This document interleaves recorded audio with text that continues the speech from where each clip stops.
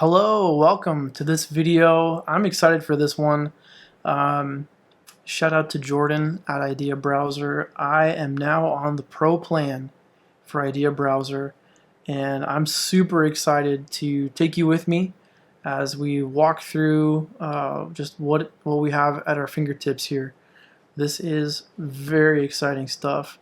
I haven't had a chance to sit down and really go through all of the features and really dive into it, get my agent set up on this.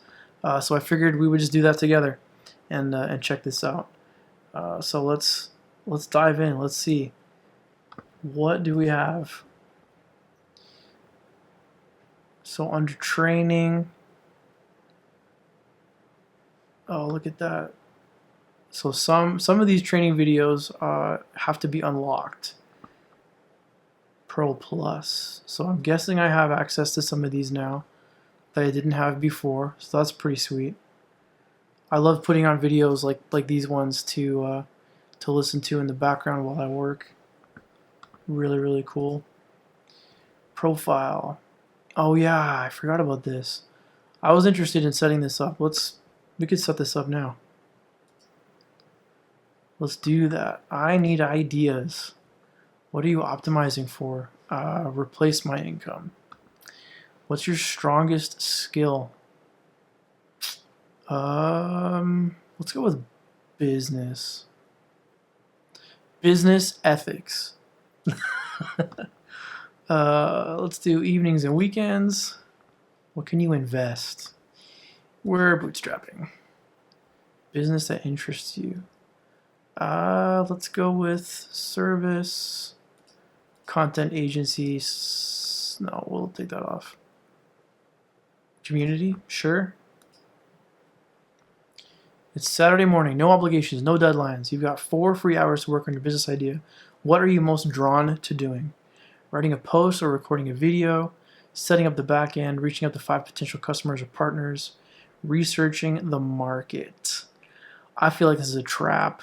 I listened to enough, I watch enough Hormozy videos to know that the only thing that should be happening when you have a limited time window is either content creation or sales. So the correct answers, if we were to try to answer these from our Hormozy lens, would be A or C. B and D. B, your agent should be doing that, and then D, your agent should be doing that. So you either need to be doing DMs, cold calls, or you need to be creating content. Because my kids are awake on Saturday mornings, I'm going to go with C, because I can't create content when my kids are awake. So we'll go with that one. A friend offers you a deal. They'll fund your idea with $50K, no strings, but you have to go full time within 30 days, no safety net. What's your gut reaction? 50 grand. Wow. 30 days.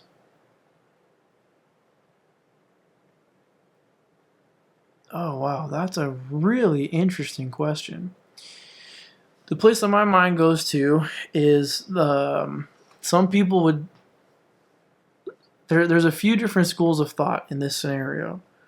So A would be if I was single, I would go for it. I would just do it. No responsibilities, no bills, other than like rent or something. Could eat top ramen and just YOLO all the way into that idea. I'm leaning more into B only because I do have a mortgage. I have responsibilities. I got kids, right? So I'd have to spend a little bit more time validating. C, I don't love C. I don't love the idea of hiring employees right away, only because that turns into more responsibility. C is like, oh, I'm going to hire someone. Okay, but now you have to keep up with payroll weekly or bi-weekly, and that's more responsibility. That's more pressure. I would rather deal with customers directly on a side hustle than have to worry about more mouths to feed. And then D, I like D, right? If the idea has enough merit, if the business is going to grow based on my execution or not, I'd rather it pass on its own merit or fail on its own merit instead of having taken someone else's money for it. So gut reaction is B, but depending on the idea, my answer might be D. So one of those two. Your side project is getting traction. You've got 200 people using it. You can only do one of these things next. Which one? Go public, 200 people? Go public with it, launch on Product Hunt, write about the journey, make yourself the face of this thing, and build an audience around it. Talk to those 200 users deeply, find out what they'd pay for, what's broken, what they wish existed, then build the thing they can't live without. C, find a partner, someone who complements your weakness. If you're the builder, find the seller. If you're the seller, find the builder. D, systematize what's wrong. Systematize what's working. If 200 people found this organically, figure out exactly how and build a repeatable engine for getting the next 2,000. I liked B, and now I really like D better. I don't love C because I feel like I need to force myself to figure out the other half. It's, you know, like subtask. That's one of the reasons, like, why even create content like this is to put yourself out there and to do that kind of salesmanship without a hard sell. That's more kind of my style, but D sounds like a great answer. If you've got 200 users that are already using it and they found it organically, why not just 10x that? And then start charging the next 1,800 people a little bit of money. I like D. We're going with D. Two businesses, same market. You can only build one. Business A, $49 a month subscription. You need 200 subscribers to replace your income. Predictable, but it's a slow grind. Business B, 2,500 service package. You need 4 clients per month. Bigger swings, but each client takes real effort. Which one do you build and why? Both. Both. I would build both. Hands down, without hesitation. Why? A business that's only $49 a month subscription and is only serving 200 subscribers is very manageable. That's a part-time job to manage that. If you're using AI agents effectively to handle your customer service and your support tickets. And then the 2,500 service package for 4 clients. If you've got 4 clients and they want more than 8 hours a week of your attention, I'm curious to know what line of business that you're in. I've done consulting before. I was a junior consultant for a consulting firm, and we would visit clients for 2.5 full business days a week at a time, and that was not every week. That was like every other week. It's a huge time commitment to consult in a capacity such as this. Unless you're getting embedded in the team like a forward deployed engineer in FDE, they don't have time to talk to you, to see you that much. Sure, there might be emails, there might be phone calls, maybe a Zoom meeting, a couple of Zoom meetings. But in aggregate, is that going to add up to more than 8 hours for 4 clients a week? I would be surprised. I would be surprised. Yeah. If I had to pick one, I would pick B, only because it seems like it's got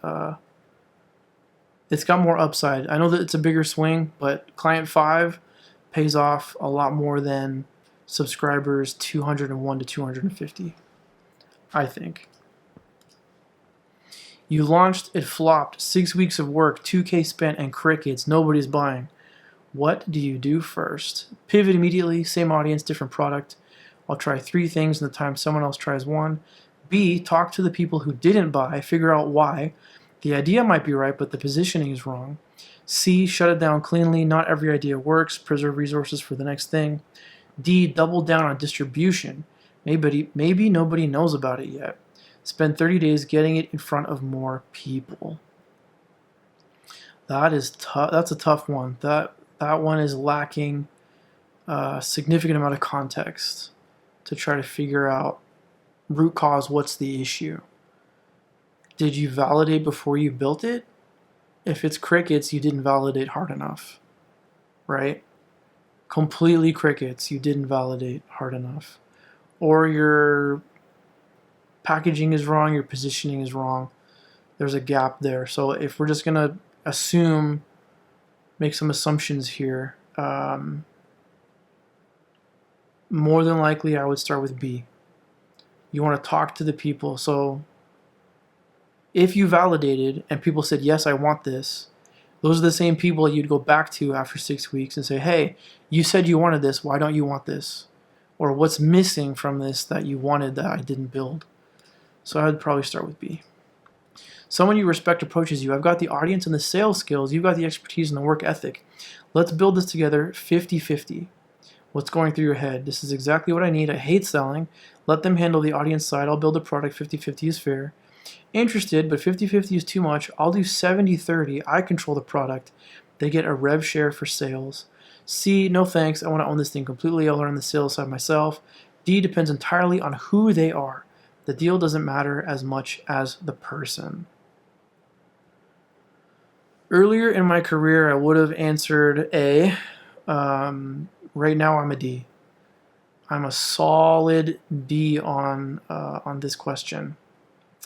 Right? What's the analogy? What's the story? Right? You're not betting on the horse. You're betting on the jockey. That's what it comes down to. And depending on who they are, depending on their character, depending on what motivates them, what drives them, and you got to sit down. You got to break bread with these people to find out what are they really about, right? You want to get down to the core, what's in their soul, and I think that's important. I feel like that gets skipped sometimes in startup land. We're going with D. Forget the big picture for a second. It's an ordinary Tuesday, 2 p.m. Your business is running. What does your ideal Tuesday afternoon look like? Describe it. Where are you? What are you doing? Who's around?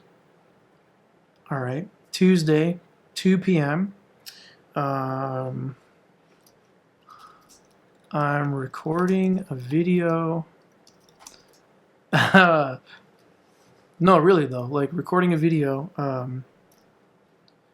for the business during a scheduled content window.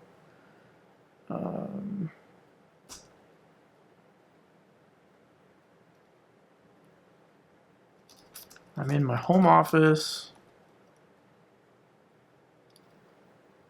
maybe with an assistant, because I don't like editing. And we can even go live. That'd be kind of fun.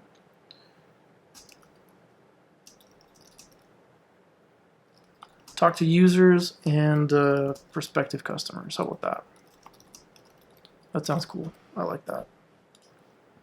Your business hits 15K a month, consistent. You've got two paths forward. Path A, stay solo, raise prices, go premium. 15K becomes 30K with the same clients but a better offer. Path B, hire, build a team. 15K becomes 50K, but margins drop, complexity rises, and you spend more time managing. Which path and why? Path A, stay solo, go premium. Path B, hire, build a team, go bigger. So we know it's clients.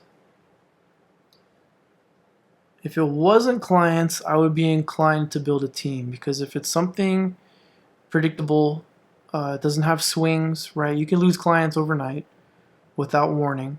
That's fine. But in order to have the confidence to start hiring, I would want it to be a non-consulting style business. In order to go with B. So that kind of eliminates that one for me, because we know that it's clients. So therefore I would have to go with A.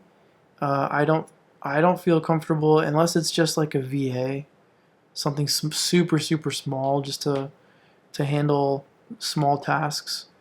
That would be the only thing that I would not consider as like a hire, right? That's just an expense. If it's just a monthly invoice, it's not actually payroll. You have to submit taxes and stuff like that. I would probably just pick A based on the information that we have in this one.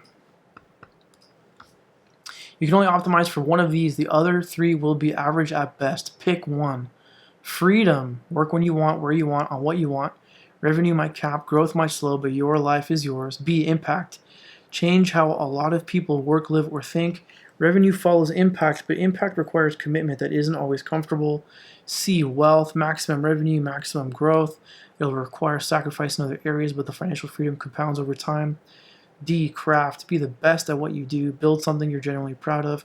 It might not be the biggest or the most profitable, but it'll be excellent. That's a tough one. I think I can rule out C. That's not interesting to me. I like B. A is tempting, but I've learned in my experience, work-life balance doesn't exist. I'm gonna go with D. Last one. When you imagine yourself 2 years from now doing this full time, how do other people describe what you do? Not your job title. How would a friend explain it to someone at a dinner party? Oh, he's the AI guy. No, I don't know.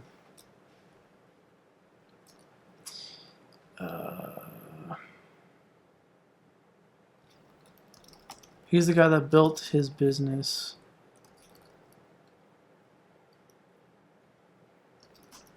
And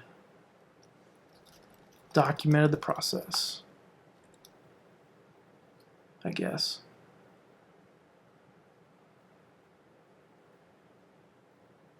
I'm not really sure. I don't go to enough dinner parties. Let's see what we got. Analyzing your responses. Let's see what my archetype is. And then we'll poke around with some other areas.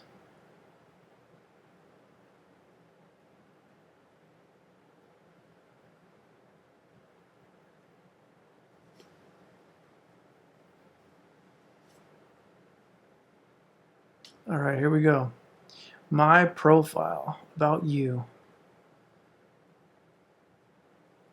Cool. Founder archetype, the launcher. Perfect. That's exactly what we do, right? Launcher with a strong performer wing. The founder who doesn't just build the business, but makes the building itself the content. Your Tuesday looks like a scheduled content window in your home office, potentially going live with real users and prospects. Very, very cool. Avoids invisible B2B infrastructure businesses that can't be narrated. Yeah, because that's annoying.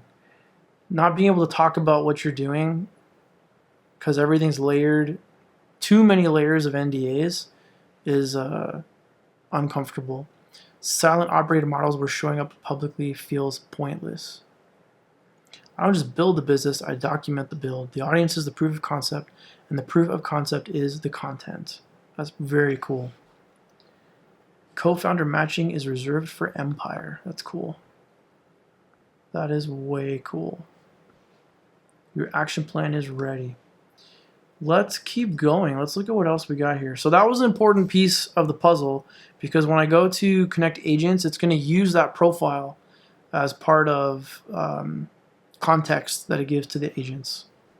So now that I have access here, yeah, look, see, now I can go and open up Gout management app that flags flares before they hit. How did I miss this? I don't think I remember that email. Let's look at this one.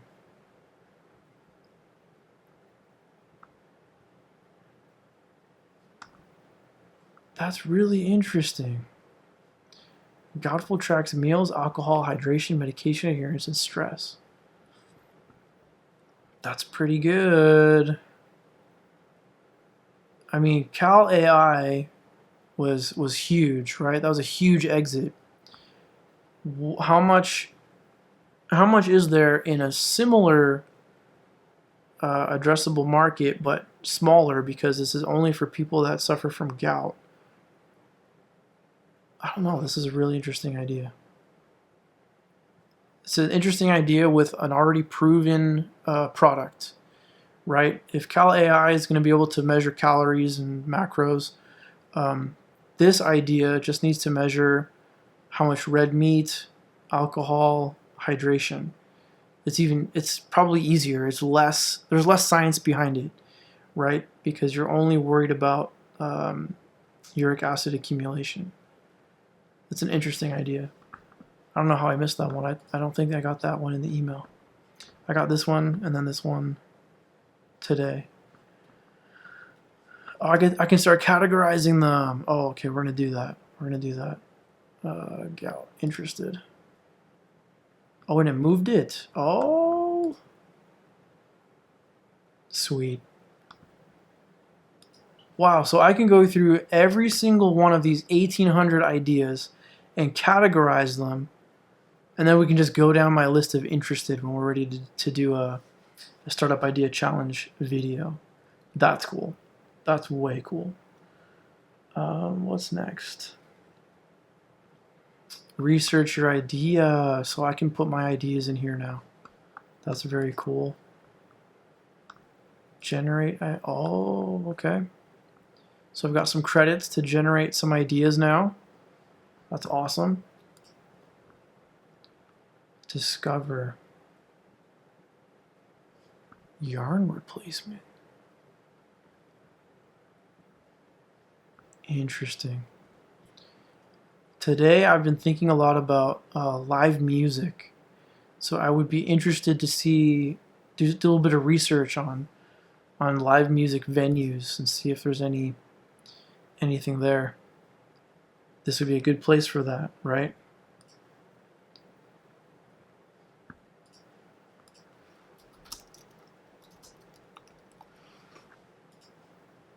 Is there some kind of a technological solution to where we're at with live music right now? Because during the pandemic, a lot of places shut down. A lot of places had to go out of business, and there's still places that exist now, but how many people know about them and are going out to them? Look at the growth. 13% on live music venues near me in the past year. That is a lot of searches. 2.3 million in volume. That's where my money would be. All right, we got a few minutes left. Let's check out build. So this is a separate tab here, and now I have access to be able to put projects in here and then connect them to my agents. Pick your AI tool, cursor, codecs, any MCP compatible tool. So what I will set up with this, I'll get the API key generated. I don't want to do that on screen because I don't want to show it to you guys. And then I'll connect it to Grok build. I can set that up in a project folder. I can make a .env and .env and give it the password, the API key if I need to. And then we can just bring the idea straight in from the IdeaBrowser system instead of me having to copy and paste the idea from the email or from the database. So that is pretty awesome. Okay, so yeah, here's what that does for us. Your AI tool becomes a direct line into all of IdeaBrowser's research and building capabilities. Browse and filter ideas, AI business coach. Okay. So I could have set that up for free for those two, but then to explore trends and markets, so validating the idea, getting personalized recommendations, so that imports the profile that I filled out, doing custom research, and then agent library and workspace. Okay. Pre-built agents for landing pages, pricing funnels, and more. So what I really like about this is I think our challenges now are going to evolve, and instead of just trying to get to MVP in 30 minutes, what I think is going to happen, and I have to do this still, I haven't tested this, we will for the next video, is that I think what having access to the pro level of IdeaBrowser is going to do is it's going to let us go from prompt idea from IdeaBrowser, the business idea, to validation in 30 minutes or less. It's not going to stop at MVP. We're only going to build an MVP, but if we spawn subagents and we have all these resources now straight from IdeaBrowser, we can build the MVP, build landing pages, figure out a good pricing structure, and start trying to validate the business idea in 30 minutes or less. So this should make our challenges more of a larger scope. I'm pretty confident that that's what's going to happen, and that's amazing. That is super, super cool. More context files. Founder profile, brand voice, tech preferences. Cool. And then, oh, okay, so here's the pre-built agents. Interesting. Roast this idea. Funnel architect, I like that one. Leveraged agency strategist. Landing page architect. I love the 2 pages that we've built so far together with Grok build. They're pretty similar to some of the other pages that I've had Grok create for me as well. So it'll be nice to have landing page architect hopefully has a little bit different design language, or at least a different style. Sales page surgeon, email wizard. That's so cool.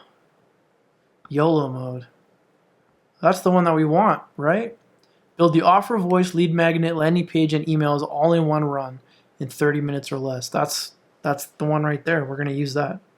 100% we're going to use that. So competitive analysis, cool, research. All right, guys. Well, I think that's about it for this video. That's not really a tour, because I didn't really know what I was doing, but it's more so a walkthrough for myself of what we have available here in IdeaBrowser.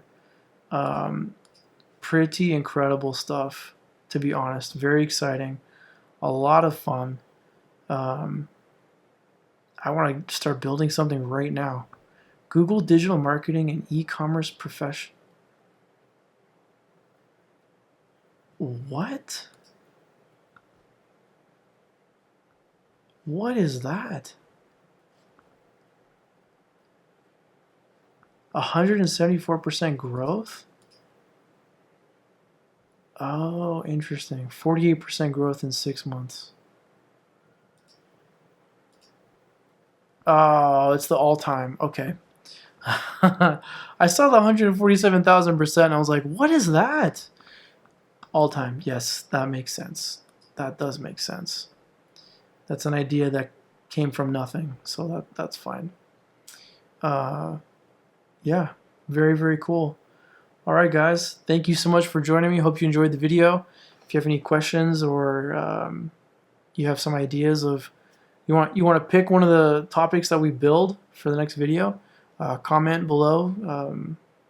I'd love to hear your input. And yeah, if you're on YouTube, please like and subscribe. If you're on X, I'd appreciate you letting me know you like the post. And that's it for this evening. Thank you so much. We'll see you next time. Bye.